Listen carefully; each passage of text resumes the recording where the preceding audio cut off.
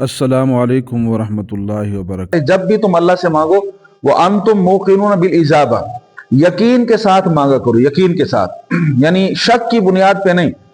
हम जितना यानी दवा पे एतमाद करते हैं उससे कहीं ज्यादा हमें दुआ के ऊपर एतमाद करना चाहिए, क्योंकि दवा भी तब शिफा बनती है जब अल्लाह की तरफ से हुक्म और इज़्न होता है। जिस्म के दर्दों के लिए बहुत ही कमाल नुस्खा है, इंतहाई मुख्तसर अज्जा पर मुश्तमिल है। बहुत सारी कीमती अद्वियात के इस्तेमाल के बाद अगर इफाका ना होता हो तो ये एक बेहतरीन टोटका है।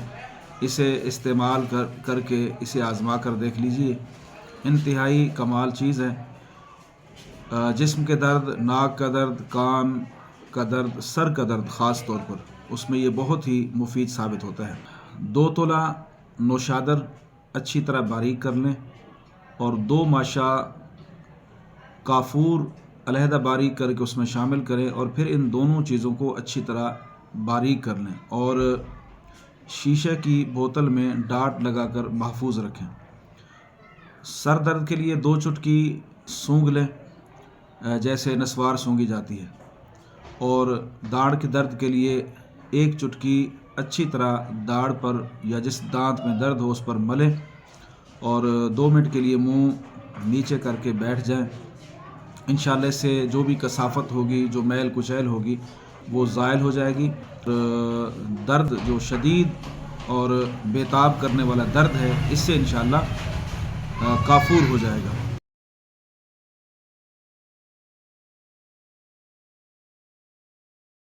मरीज के जिस भी जिस्म के हिस्से पर दर्द होगा उस पर हाथ रखेंगे और 3 दफा बिस्मिल्लाह पढ़ेंगे और फिर ये दुआ पढ़ेंगे, अऊज़ु बिइज़्ज़तिल्लाहि व कुदरतिही मिन शर्रि मा तजिदु व तुहादिरु।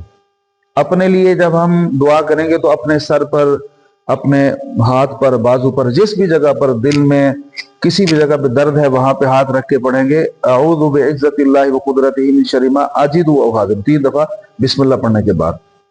और अगर किसी मरीज को हमने दम करना है तो उसके लिए हाथ रखकर 3 दफा बिस्मिल्लाह पढ़ के अऊज़ु बिइज़्ज़तिल्लाहि व कुदरतिही मिन शर्रि मा तजिदु व तुहादिरु। इस दुआ में सबसे जो बड़ी कमाल की बात है वो ये है कि हम अल्लाह से अल्लाह की पनाह तलब करते हैं बीमारी के शर से, जो अभी हम महसूस करते हैं या जिस बीमारी का हमें अंदेशा होता है। यानी हिफ्ज़ मातकद्दम के तौर पर हम किसी बड़ी से बड़ी बीमारी का अगर खतरा महसूस कर रहे हैं, यानी हम एक चीज को हम महसूस करते हैं, एक चीज हमें तकलीफ दे रही है और एक वो तकलीफ है जिसका हमें पता नहीं लेकिन वो हम तक आना चाहती है, हम तक पहुंचना चाहती है, हमें वो यानी नुकसान उससे हो सकता है, तो हम अल्लाह ताला की पनाह में आ जाते हैं इस दुआ की बरकत की वजह से कि हम उस बीमारी से भी बच जाते हैं। इसलिए हमें दवा के साथ दुआ का भी एहतिमाम करना चाहिए, लेकिन दुआ में एक शर्त यह है, नबी अलैहिस्सलाम फरमाते हैं जब भी तुम अल्लाह से मांगो वो अंतुम मूकिनून बिल इजाबा, यकीन के साथ मांगा करो, यकीन के साथ यानी शक की बुनियाद पे नहीं। हम जितना यानी दवा पे एतमाद करते हैं उससे कहीं ज्यादा हमें दुआ के ऊपर एतमाद करना चाहिए, क्योंकि दवा भी तब शिफा बनती है जब अल्लाह की तरफ से हुक्म और इज़्न होता है।